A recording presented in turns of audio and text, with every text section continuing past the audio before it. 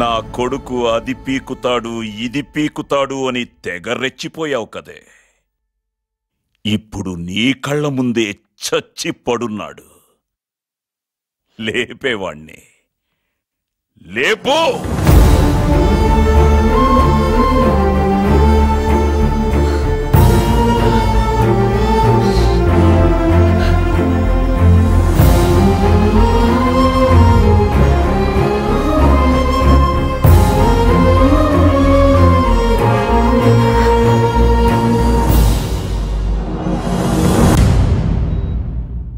అప్పుడే నిన్ను చూశాను.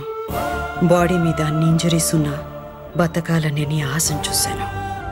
బతకడానికి నీకొక ముఖం కావాలి. ఇంకెంతో మంది ధైర్యాన్ని బతికించుకోవడానికి నా కొడుకు ముఖం నాకు కావాలి. అందుకే ఈ నిర్ణయం తీసుకున్నాను.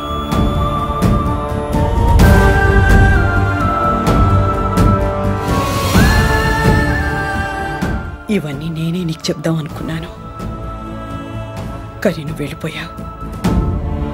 అప్పటి నుంచి నీకోసం వెతుకుతూనే ఉన్నాను. చరణ్ చనిపోయిన తర్వాత ఏం జరిగింది? బాబు